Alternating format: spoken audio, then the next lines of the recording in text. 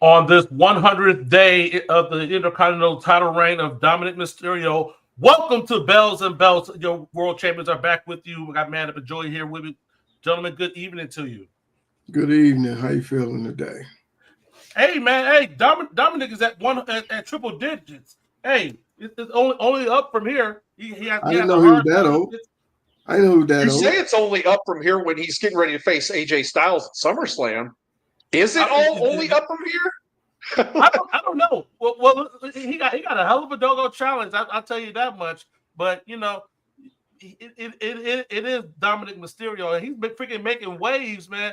Hey, did you hear the freaking pop down at freaking AAA?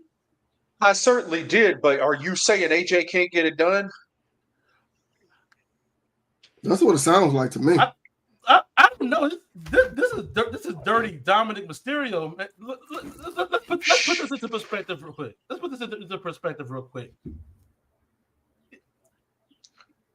He has a successful title defense on this coming weekend. Later on this month at Triple Mania, he has a chance to become a world champion. I'm just put that into perspective. Yeah. Well, hey, we're talking about the phenomenal AJ Styles here. We're talking about a man who's held 4 different world championships in his career, and multiple times each, and lots of other championships. I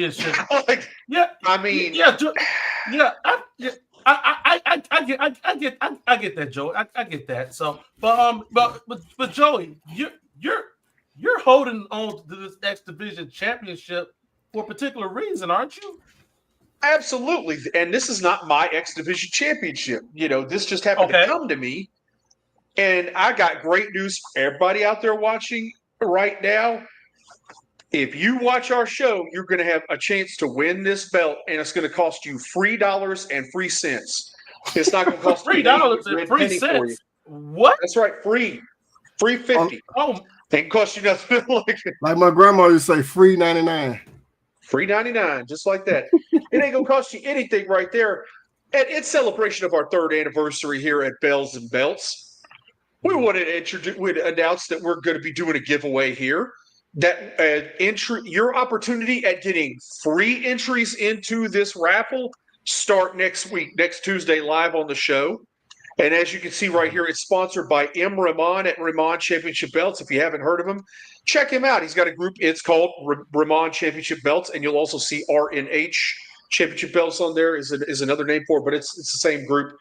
And he made this belt and was kind enough to send it to us here at Bells and Belts. I'll be doing a review video on it.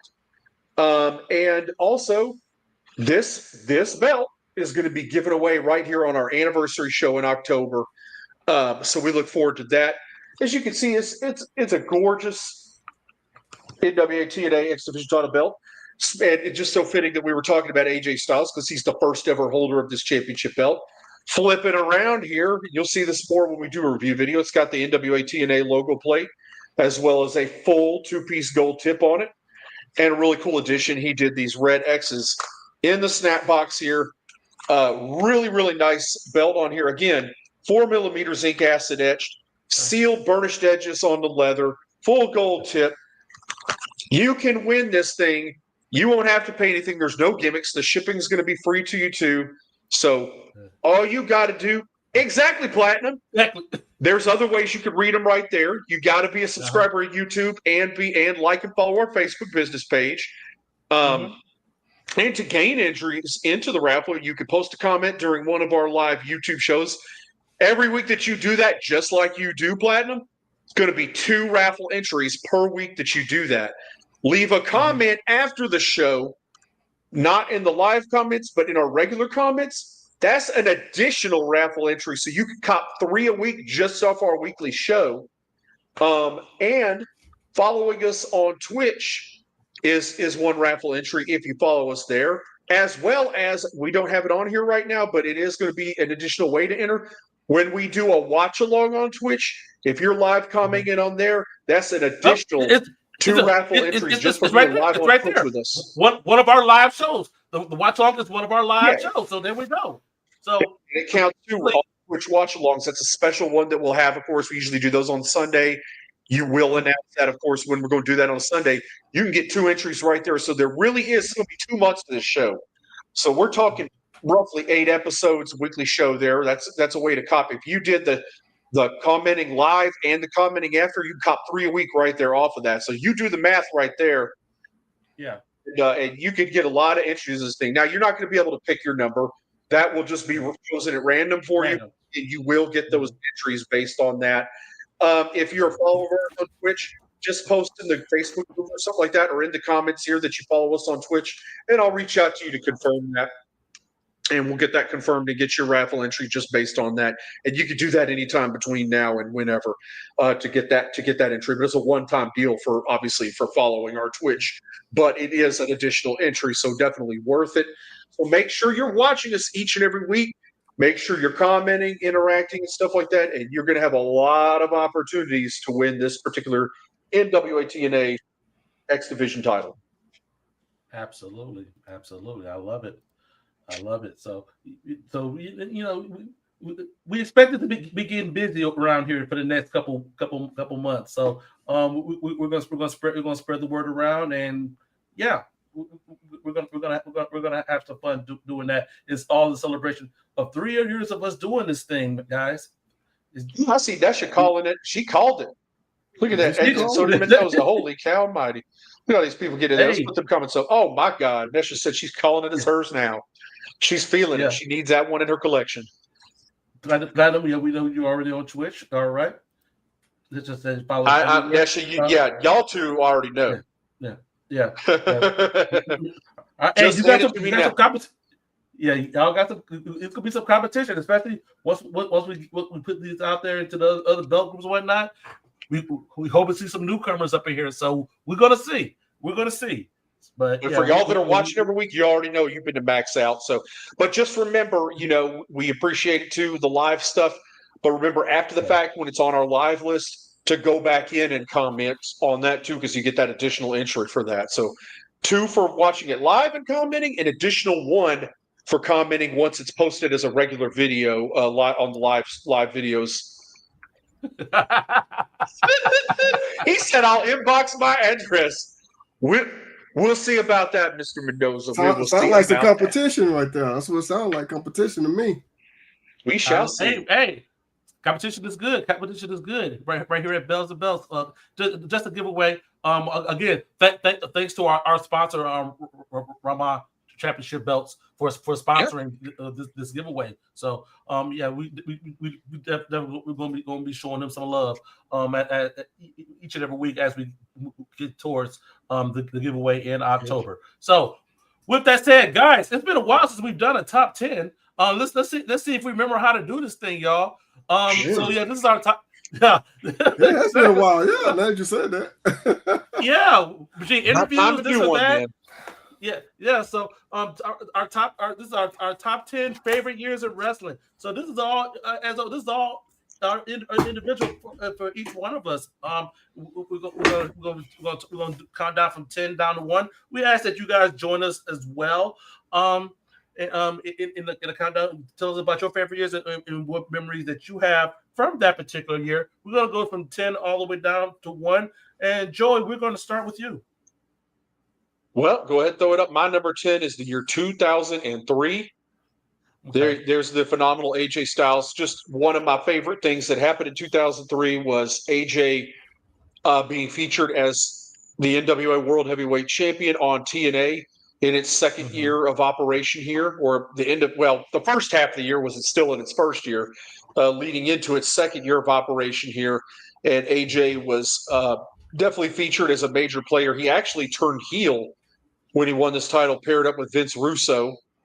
And I thought it was really good stuff. This is one of the most exciting things of the year for me was AJ winning the NWA World Heavyweight Championship, his first of many world championships that he would win in his career. Good stuff. Good stuff. All right, man up. You're number 10. Well, my number 10, I'm going to go ahead and say it's going to be a little cheesy, but it means a lot to me personally. Go ahead and bring it up. Yep. And that's when all of us got together to start doing this show. That meant a lot to me. Nah, there ain't no all moment. It's just what it is. Got what else? Oh, man up. Oh. Really? But yeah, really? Never mind. You're not gonna let me finish. Just said, keep it moving. You're so sentimental, man up. Never mind. Unless you're messing with me now. Oh, man up is in his feelings. Oh. I'm waiting for somebody to say. I'm waiting for somebody to be like, "F your feelings" or something. I'm waiting for Mendoza. Really, Mendoza? Go ahead, cry, man. It's okay. It's okay. It's really not. No, it's not. It's not right now. Yeah, let me finish. Okay. But go ahead. All right, good deal. My number 10 is the year 2014. For wrestling nerds like me, this was 2014 was huge. The launch of the WWE Network. Now, for me, I was a day one subscriber to the WWE Network. On day one, they had Mid-Atlantic, like early 80s Mid-Atlantic, like early 1980s Mid-South wrestling. Those two were my freaking promotions. Just going back and doing research, and to actually see some of that content that has been seen in freaking decades. Oh, I nerded out hard in 2014, bro. I nerded out something tough, and it wasn't necessarily for the stuff that was going on, whatnot. Oh, it was all about this right here. So, and here's a question now. Do you still have the WWE Network? I have Peacock. I'm talking about you could have the WWE Network using a VPN. And I'm not going to name one because we're not being sponsored. But if you're a VPN service out there and you want to sponsor us, hit us up. No. I think everything's on Netflix now. Overseas though, I think. Is it? I thought they still had the WWE Network. No, that's the whole worldwide thing. So. Well, damn. Yeah, I thought they still had it too. No, I think y'all correct me if I'm wrong out there. No, I don't know. I just that's what I thought. Yeah, but yeah. The whole world's on freaking Netflix. It's just the United States is on Peacock. So, well, all right. Okay, good deal. All right, Joey, you're number 9, sir. My number 9 is the year 2002. So there's that belt again, boy. That there's the X Division, the original X Division title belt there with AJ Styles the night he won it. This was 2002. 2001 to 2 was rough. No more WCW, one real big company, and nothing else was coming up. And somewhere in there, NWA TNA did start up. This is a big deal to me because I was personally working for NWA. Independence and stuff, and I had a lot of friends to include. I had worked many NWA shows with AJ Styles prior to this, and a lot of the talents that got signed there and stuff like that. And actually, when NWA TNA started up, I was actually paid by several people because I had a multiple SVHS and VHS editing tape deck set up where I was recording these and sending them out to promoters and stuff like that and getting paid for it. So, but because of that, I got to watch TNA for free every week on their weekly pay-per-views for like 6 months. They were having me do that stuff until they stopped. But yeah, it was exciting. It was definitely something new. And what made it special was the X division, because that was a whole new type of concept. It basically was a cruiserweight division, but still with a whole different spin on it, where it wasn't about weight limits. It was not supposed to be about weight limits, and you had a lot of different things. And I was captivated right from the beginning of it, the way they put it out there and did that round robin thing, where weird tournament they did, where it really was total nonstop action, because it started out with a one-on-one match. Somebody lost. The next guy got in the ring and picked it up, and there's another match. And you had to be double eliminated. And it was a great finish because AJ had already been eliminated. He already been pinned once. And then he had to face Jerry Lynn, and Jerry Lynn had not been pinned at all. And he had to beat Jerry Lynn twice in a row to become the first X Division champion. So I really thought this was unique booking and stuff like that. And I like the way NWA TNA did the Gauntlet for the Gold. They took a spin on the traditional battle royal, did something different with it. So that made me excited, because a company came out doing some original stuff, coming out with some different match concepts, and that really caught on with me. Good deal. And guys, while we're doing this, if you have a memory from the year that the guys bringing up, put it in the comments. Let's share it, because for the most part, this is us going down memory lane when really touching on those times, those years that really spoke to us. Man up, before I get to yours, Platinum Swords wants you to know that you go ahead and cry. We'll cry together. And Mendoza, really? You can't even? Oh, wow. Okay. All right. Yeah.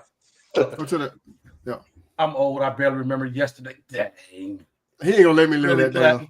He ain't gonna let me live it down. Never.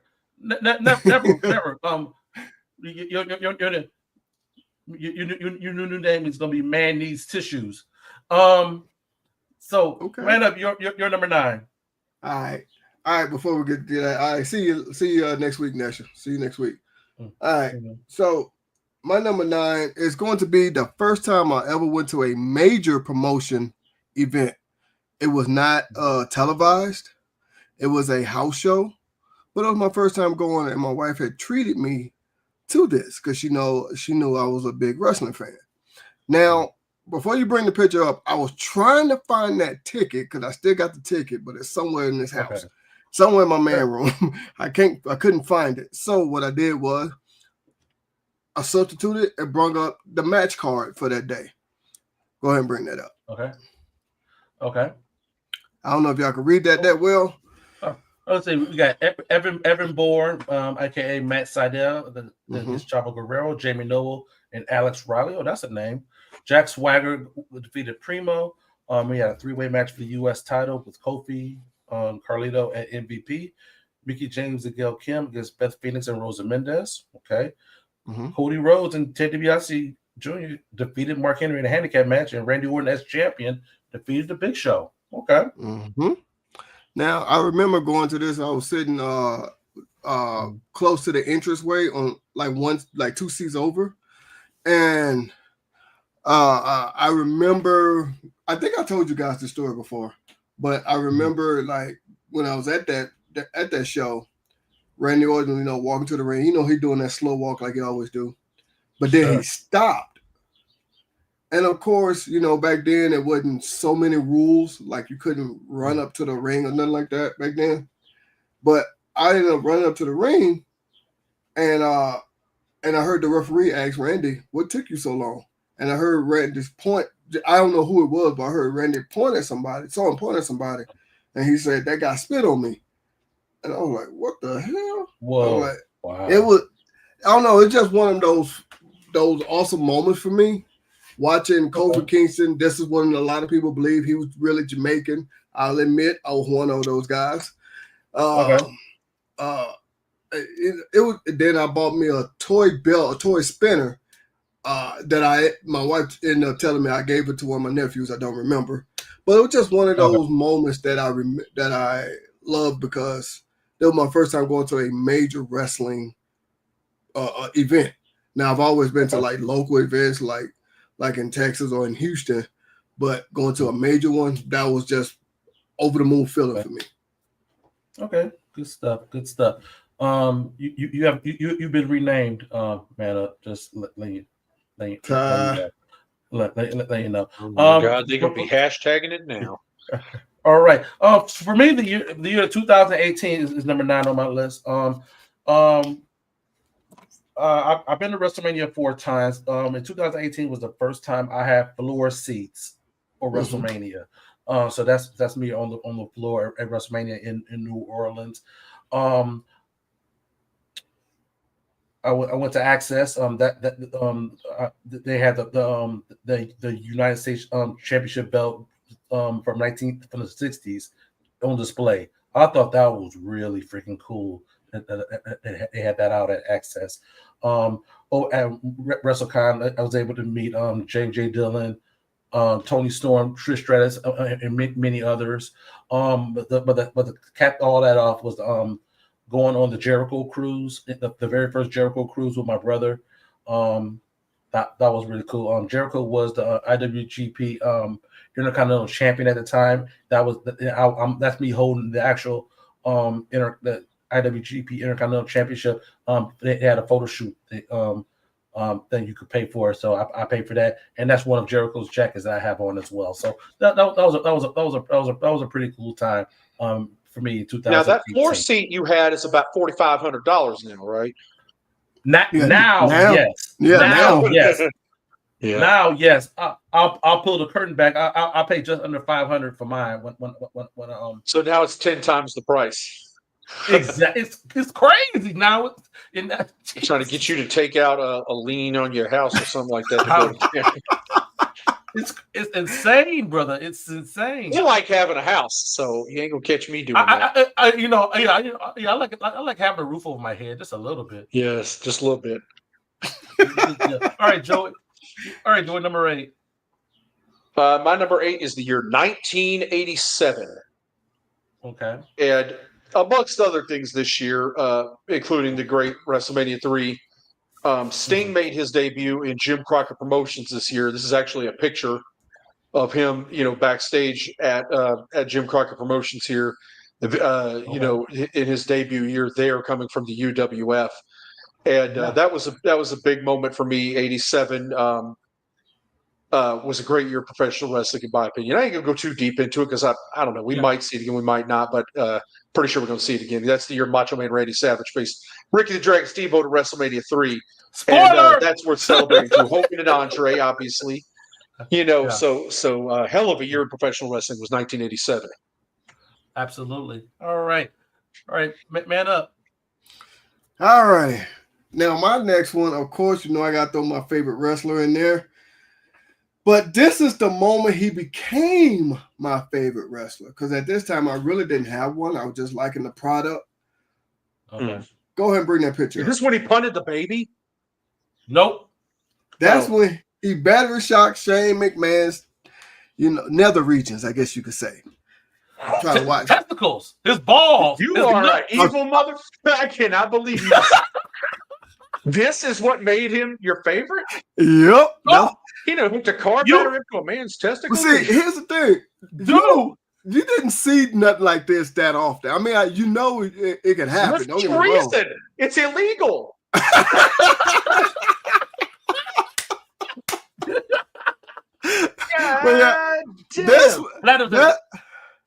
That is the reason. Yep, that's the reason. That's the reason. Man up is sadistic, man. I'm gonna shut my mouth, man. If I said it, on my worst enemy. Dude, I remember watching this, and I remember the show. They started off that he was telling Shane that he should leave for the arena for the day. They feel like something bad's going to happen. They was all backstage, kept repeating the same thing to him for the whole night. I guess he ended up getting tired of it. He come to the ring. He was like, I've been hearing this all day. If anything gonna happen, come on out here. Blah, blah, blah. All that stuff. Then there goes Kane. This is what Kane thought to do. So Kane came out there and started beating his ass. I'm gonna charge up your balls. If you've ever had to jump a vehicle, squeezing them things and hooking them up, there's a lot of pressure there. You ain't even need to shock the man. If you put that on somebody's testicles, you done ruined them anyway. So with the little spikes going in there. Oh, so now it all makes sense. Does it? Okay. Like I'm so confused right now. And yeah. Shit, where he had the bodies at? Man up. Hey. I do love Kane theme music. Yeah, you're right. That's not what he said. I know. I tried to change it. I tried to change it. He said you make love. I tried to change it. Bro, hey. Boy, you was giving a whole lot of material this week, man. Now, all kinds. My number 8 is my very first WrestleMania year. That's supposed to 2006.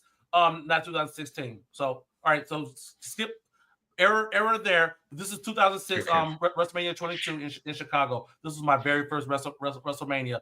Another special moment that I got to share with my brother. I was deployed. I was in Africa for a year. Part of my R&R leave.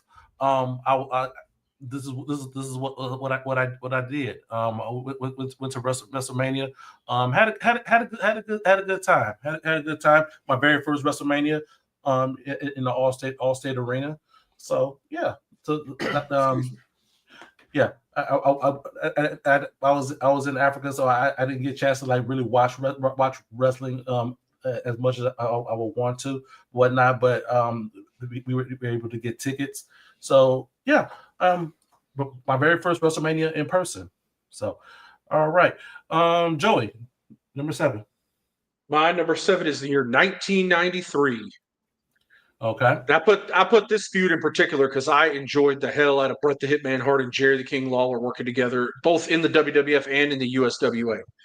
Because living in the Memphis area, I got to see a lot of this feud play out there where Bret was the heel in Memphis and Lawler was the babyface. But they had several matches there too. I actually thought, believe it or not, that the Kiss My Foot match was very interesting, and I do not understand how Bret got Jerry's foot into his own mouth, but he sure did it. And I don't know. I enjoyed these two working together. I thought it was a very, despite the fact that Bret had lost the WWF Championship earlier in the year, he won the King of the Ring, and then that moved into the feud with Lawler. And I just think Lawler, even at this point in the WWF, past his prime, was still amazing in that role as a heel for this. So, amongst other things, 1993 was a badass year in wrestling to me, but this stands out as a great feud that year. Okay, good deal. All right, man, I'm almost scared to go to the next one because his number 1 is going to be 2020. I'm just going to spoil that. He's going to pick COVID year because he liked them little monitors out there and stuff. Jesus. Damn, Joe. No, this one here is going to be a little bit better. Why does Bret look like he's taking a hard dump on the toilet? Oh, damn. I mean, he's just applying the sharpshooter. That's how it's supposed to look. Not like The Rock does it, Mendoza. That's how it's supposed to look right there, sharpshooter. Just saying. Good deal. Oh, we had a whole conversation about that on Sunday. If you guys missed it over on Twitch, man, we had a whole there is a sharpshooter. All right, man up. All right, my next one is going to be sentimental to me because, No, I was just thinking that's how Mendoza. Is that how you look when you're taking a? You be sweating that hard, hair all wet. No, I can't see it. Leaning back, face looking with anguish. Never mind. God damn it, man! You back off the damn Taco Bell, bro. Bro. All right, sorry about that, man. Go ahead. I'm sorry. Y'all are ridiculous. My next one's sentimental because, like I said before, one of them was a show, a live event that was not televised that I went to. this one here was the very first televised one that I went to. Go ahead and bring that up. And my wife had took me to this one for my birthday. That says 2002? 22. Yeah, Oh, 22. I got it wrong. I'm sorry. I'm sorry. Okay. I'm sorry. I was like, wait a minute now. Sorry, Hold up. yeah. Big E wasn't there in 2002. Yeah. Now, but yeah, February 7th of 2022, my wife had took me there for my birthday. Man, that was awesome. You know, and I was great time. I got to see. That's when Bobby Lashley was the champion when I went. But Bobby Lashley was the champion. He also had, it was a great card and it was a great experience. I can't remember everybody that was on the card at that moment, but and it was just something very sentimental that my wife had did for me that I will forever be grateful for and would never, ever, ever, ever forget this moment. That's why that's on my list. All right, good deal. All right, next up for me is 2016. Ricky. So this is in 2016. I had just got out the army, retired after 20 years. In October of 2015. Over all the time that I was overseas and whatnot. There's definitely a rise of Comic Cons, conventions, stuff, things of that nature where you can go out and meet superstars, go see shows and whatnot. So this is the very first time that I went to a wrestling Comic Con convention ish because I up in the Dallas area, WrestleCon was there for 2 days. Then the WrestleMania was on Sunday. So yeah, I definitely jumped at the opportunity to meet Tully Blanchard, Kurt Angle, Bobby the Brain Heenan, Mean Gene Okerlund, the Great Muta, and then with the Wrestling Access, they had a you could be the commentator type thing, type gimmick there that you could do. Met Ricky the Dragon Steamboat for the very first time at Access. So all of this was couple of that with 8 hours of WrestleMania in Arlington. Stone Cold Steve Austin made it 8 hours.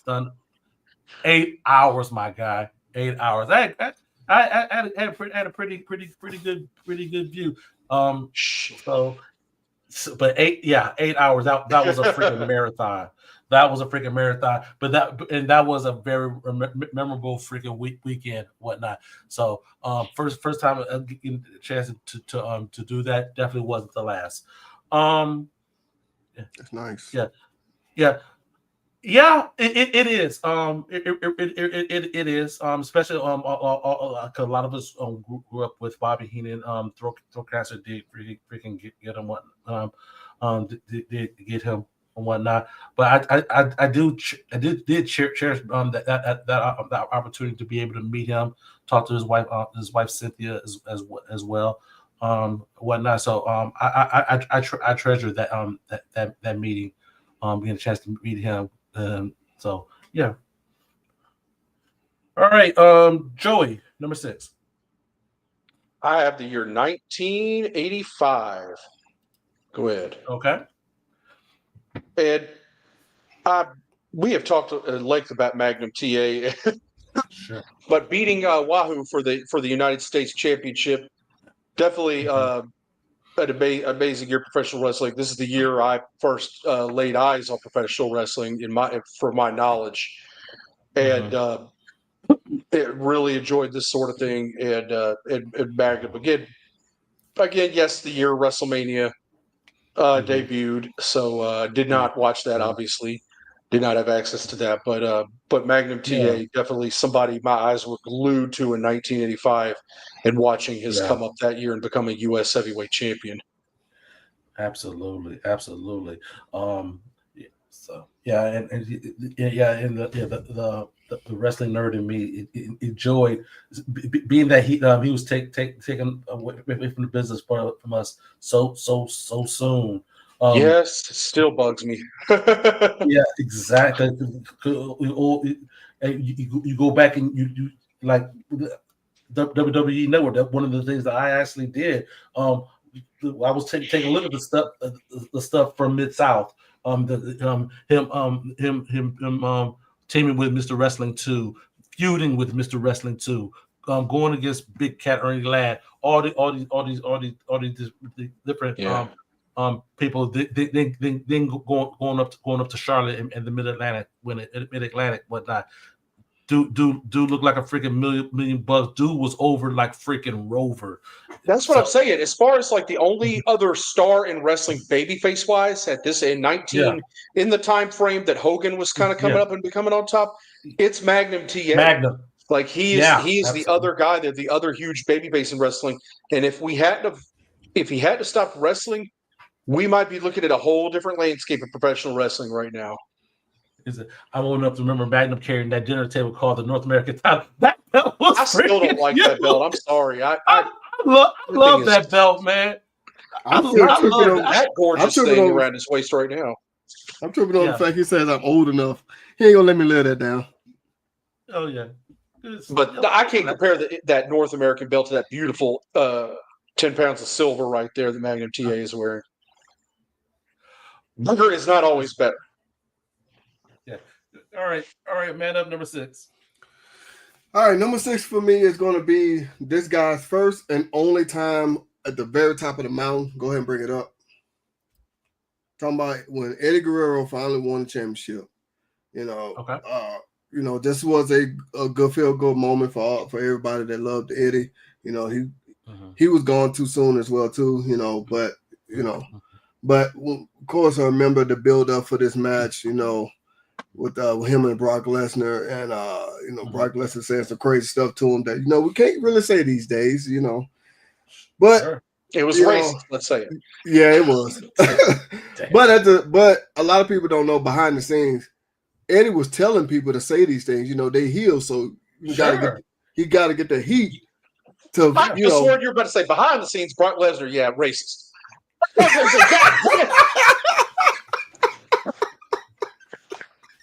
Oh my goodness, Joey. No, but I lost my train of thought now. But this was a very good moment, for me. I'm a huge Eddie Guerrero fan, as y'all probably know. I'm a huge fan of his. Going too soon from us, but like I said, his only time at the top of the mountain, and this was great. Now, it was rumored that he was supposed to win it again, but of course, we all know that never happened. So. Yeah, got to put Eddie on this list for that reason. Yeah. Mendoza, I saw you coming. What about the Von Erichs? A lot of David Von Erich, especially. He was definitely being groomed to become world heavyweight champion before he tragically passed away. I don't see him having the nationwide appeal Magnum did, though. Really? Okay. No, not David Von Erich. He didn't. No.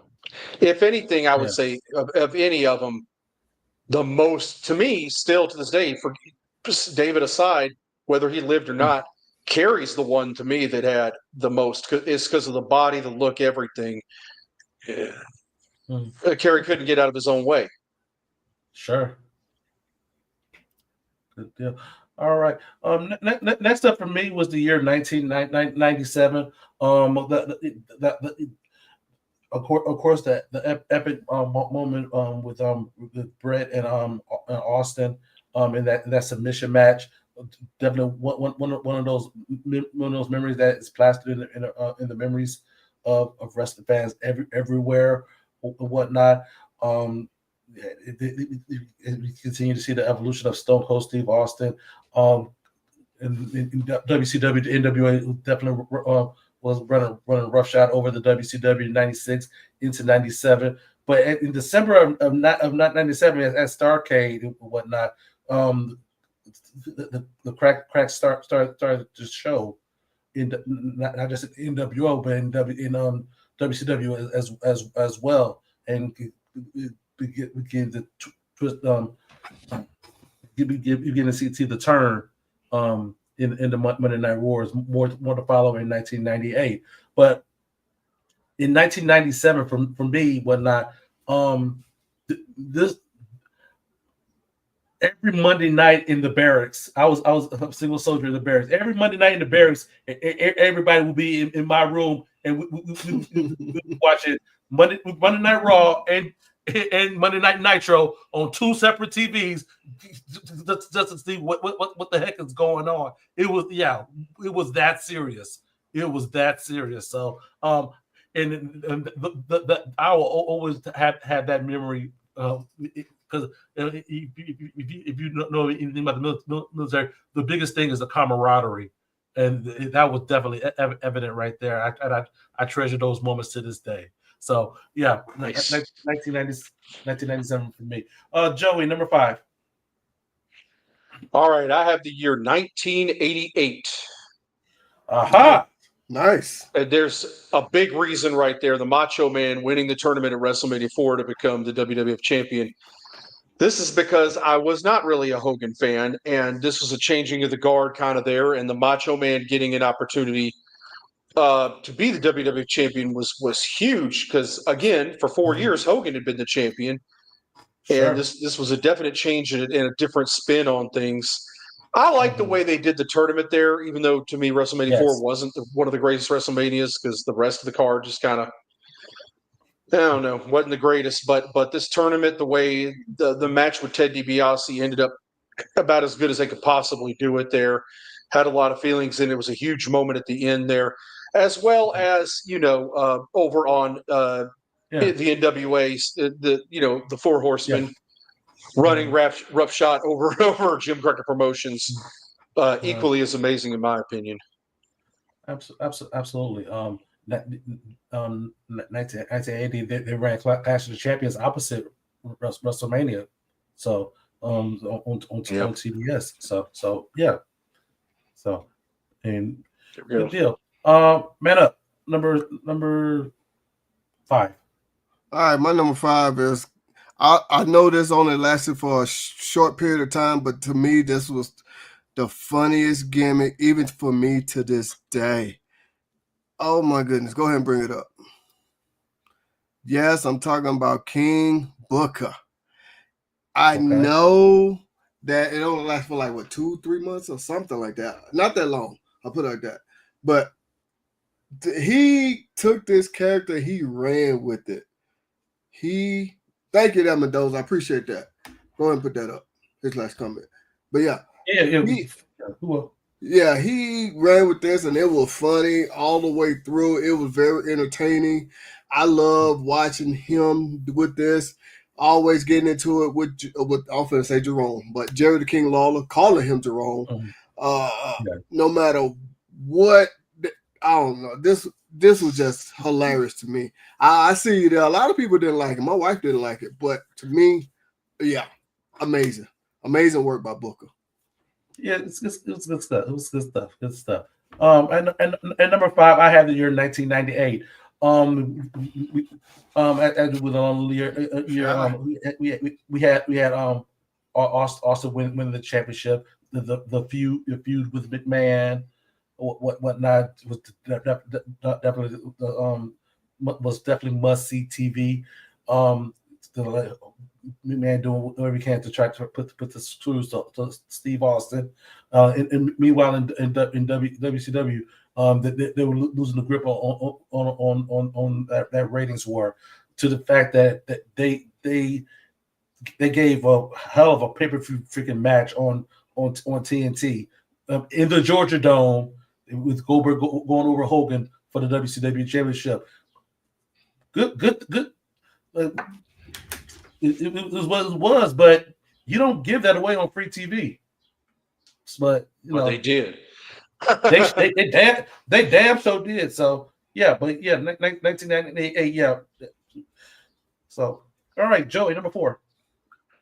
My number 4 is the year 1991. Aha. And this is the year Ravishing Rick Rude returned to WCW and defeated Sting to become the United States champion. I also enjoyed Luger's world title run during this year, finally winning the world championship and holding it through the rest of the year, and wrestling people like Ron Simmons, Rick Steiner, having a lot of great feuds there. And then in loss of the U.S. title, Sting began the build-up to Super Brawl the following year with the Total Package Lex Luger. Also, Bret the Hitman Hart and Mr. Perfect at SummerSlam was a definite classic where Bret became Intercontinental Champion. So for those things, I love 1991. Good deal. Man up. All right, this one for me is another sentimental one because this is about the year I started watching wrestling. Go ahead and bring that up. Now, dang, I didn't realize the picture was that small. But anyway, It was. Okay. Sorry about that. But anyway, yeah, now you put that up. I'm like, wait a minute. I'm getting triggered. Okay. I'm starting to channel my inner Tony Storm. Wendy Richter? Yeah. Oh, okay. I love it. But yeah, this was about the time I started watching wrestling. I don't remember exactly what was on the TV, but I do remember I was watching. I went into one of my sister's room. I just changed her TV for whatever reason, and wrestling was on. So I sat there and I watched it for a few seconds before one of my friends that came over to my house. Man, why are you watching that? Come on, let's go outside, blah, blah, blah. So I go outside and play, come back in the house later, and I asked my sister what happened. She was like, I don't know, I ain't watched that crap. So I ended up later on, like the next week, watching it again. And this time I watched the whole thing, and I've just been captivated ever since. So mine started back in like 85-ish. So that's why this is on my list. Okay, good deal. All right, for me, my number 4 is 1989. The Mega Powers Explode. This is a combination of a year and a half build up between Macho Man and Hulk Hogan. So to have that blow off for the WWF Championship, culminated with Macho Man being champion for a whole entire year. Kudos to Macho on that. Also, couple that with the 3-match series with Flair and freaking Steamboat in the NWA. Man, it's like 1989 was giving those freaking vibes, man. It's like, are you not entertained? Because 1989 freaking brought it. Sure. We saw the reemergence of Terry Funk after match number 3 of Steamboat and Flair. That started that feud with Terry Funk, but that lasted for the rest of the freaking year. So yeah, yes, indeed, absolutely, good deal. All right, I'm thinking the lust in his eyes, the lust. You know, Hogan was out there hot dogging and grandstanding too. He was. And Macho Man did not put up with that. Yeah, and he grabbed her. Damn. I mean, he did trigger the Macho Man. I'm just saying. They were dropping them subtle hints. In the matches, they were dropping them subtle hints. So you said something was coming up. Joey, number 3. All right. Of course, I have the year 1990. This is the year Sting won the NWA World Heavyweight title from Nature Boy Ric Flair at the Great American Bash. I don't know, something about this gear too. This Sting gear at the Great American Bash, the whole red, white, blue thing, to me, just unbelievable stuff there. I really enjoyed it, and also the year Mr. Perfect became WWF Intercontinental Champion. Another great thing that happened in 1990, but definitely the main thing for me was Sting coming onto his own, becoming the World Heavyweight Champion. Good deal. Man up. All right, my next one, I liked it this moment because it finally, in my eyes, sparked a little bit of change. Because I talked about this several times before. I got tired of seeing the same old thing over and over. Go ahead and bring that. Oh, there you go. Yeah. Y'all already know what I'm talking about. We don't need to address this no more. I just got tired of seeing the same thing over and over. So there you go. I'm disappointed in you, man. Up. Instead of talking to being up, say you should have been celebrating the awesomeness that was that long title reign. But that's here nor there.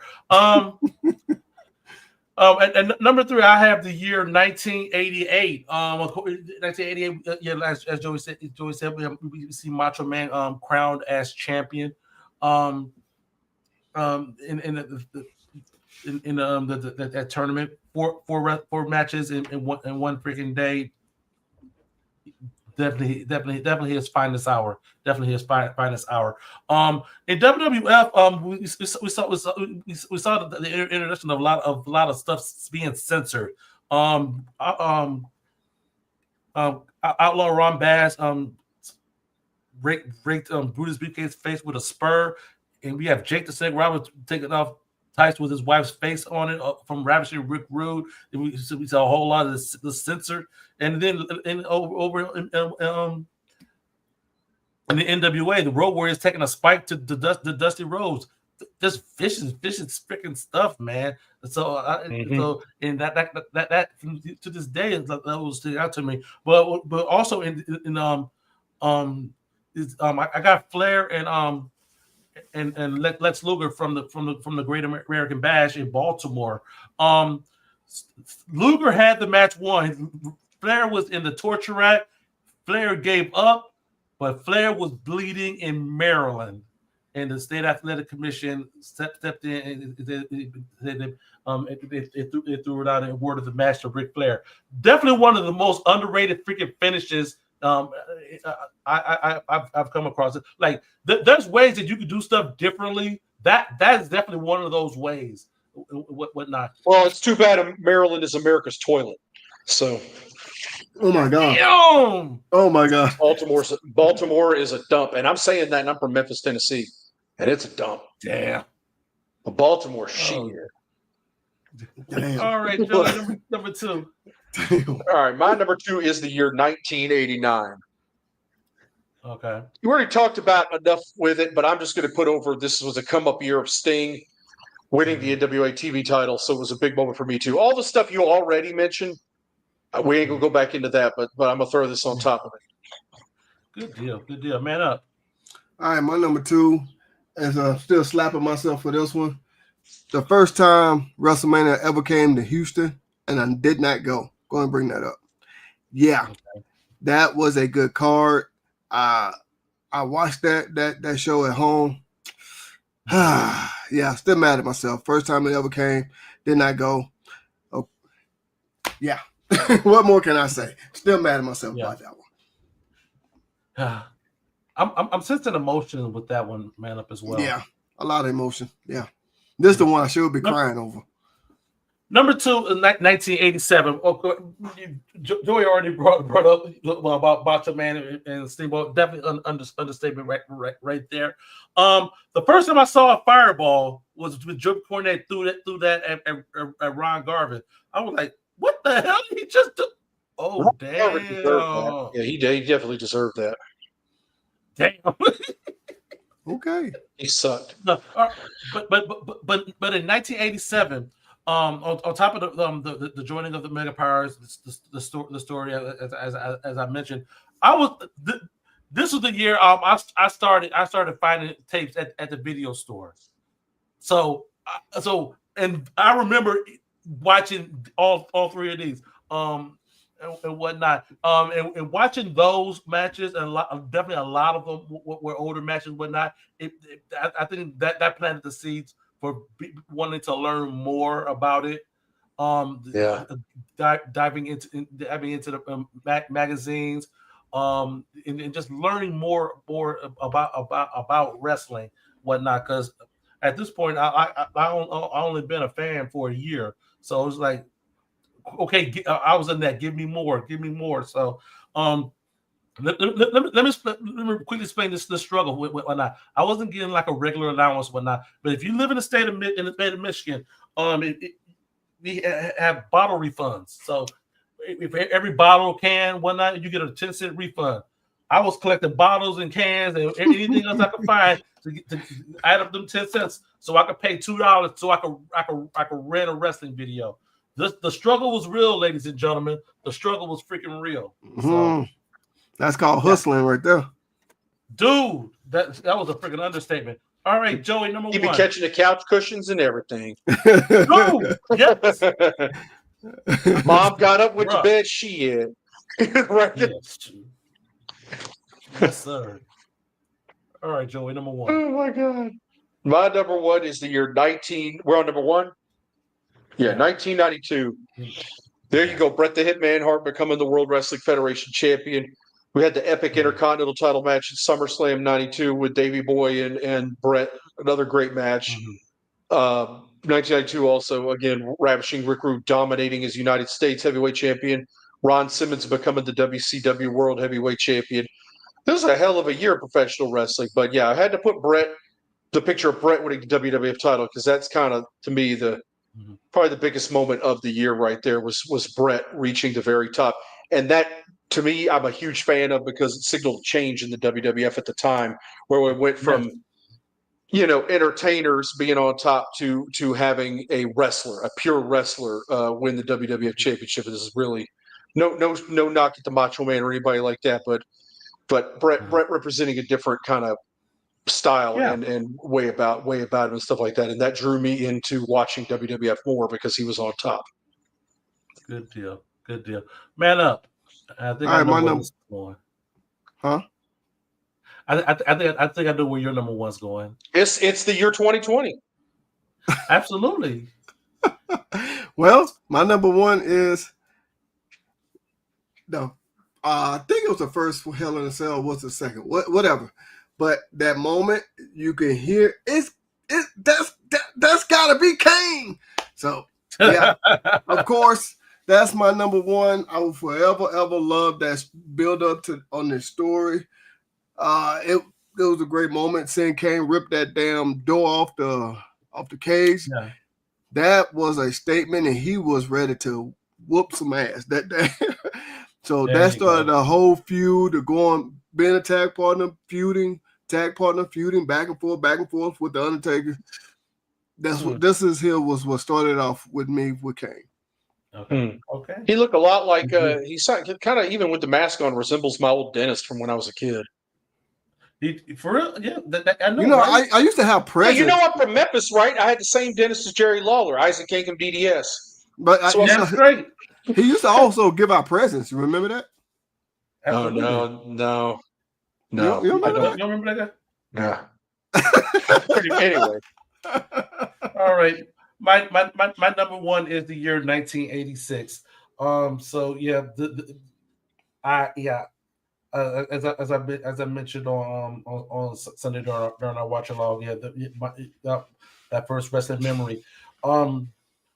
The first magazine, the Super Color Special number 5. That's the first wrestling magazine I ever saw. I was in 3rd grade. I remember my classmates brought it to school. He showed it to me. I took it home that night, and I was looking at it, whatnot. Wait a minute. You took his magazine home. Yeah, I asked him if I could borrow it. Then I brought it back. The second magazine is the first magazine that I actually got. We've done a short on the channel before, whatnot. So you see it in the archives. Go ahead and watch it. It gives you that whatnot. Macho Man winning the Intercontinental Championship. As well. I have all of these promotions up here because this was in 1986. Afterwards, I went through TV Guide. The paper TV Guide. You look to see when stuff is coming on. Was like, no, okay. I'm sorry, I don't know nothing about that. I'm young. You are young, but 11 o'clock WWF. 12 o'clock was Bruiser Bedlam Wrestling. That was the last couple of years of the WWE Indianapolis territory. So we actually got that local. International Wrestling in Montreal, Power NWA Pro Wrestling was at 1:00. The Gorgeous Ladies of Wrestling was a Saturday night, late at night. And the UWF was on Sundays. So, hey, for everybody out there, what was your favorite magazine? Yeah, I'm just saying. I'm just saying. I got a feeling Joey means something else. I just got a feeling he means something else. See, not necessarily from 1986. Just go ahead and drop it in the comments. What's your favorite magazine? Don't go to Jesus Christ. You is crazy. Oh my God, they already started. Yeah, see, that's what I'm talking about. I knew Joey was talking about something else. I had to do it. Oh my God. Stay out of your father's bottom drawer. Stay out of there. He went to the truck stop on his own, took his bicycle over there, and had a fake eye. No, I'm kidding. Dear gosh. Oh, guys, so that's been our top 10 favorite years in pro wrestling. Put up Mendoza's. That's PG-13. We can put that one up. With Mendoza, okay. Look, that one, okay. We put that one up. I bet say his friend just not finding out. I honestly don't remember what his name was. Oh damn! I took his magazine and you forgot who he is. That's a shame. Dude, I don't. He didn't care. If he's watching now, first of all, I want to thank you for introducing me to wrestling. It's next year will be 40 years that I've been a wrestling fan. So yeah, so it's all good. It's all good. Absolutely. But guys, we thank everybody for tuning in. Next week we're coming back at you with Digging in the Dirt number 4. So yes. we're gonna recap SummerSlam and get into about other stuff that's going on in the rest of the business. We keep doing it. You guys keep on coming back. We're gonna keep on doing it. And don't forget, next week is when we're starting it, guys. We'll be starting the giveaway for that X Division Championship. So that's it right here. So and so just stay tuned to all of our social media. We're gonna put this out there so everybody knows. We may have to put Instagram on there too, Joy. Absolutely, yeah. We're going to be posting the rules on Instagram regardless and everything like that. Hopefully everybody will see it, and you can definitely have many chances right here to win this gorgeous NWA TNA X Division title belt from Ramon Championship Belts. Absolutely. So all right, so again, that starts next week, and next week we're gonna be digging in the dirt. We're gonna put our friend back to work as we dive deep into what's going on in the wrestling business. So for Man Up and Joey, I'm your boy Cedric D, and we'll see you guys here next week here on Bells and Belts. Yeah.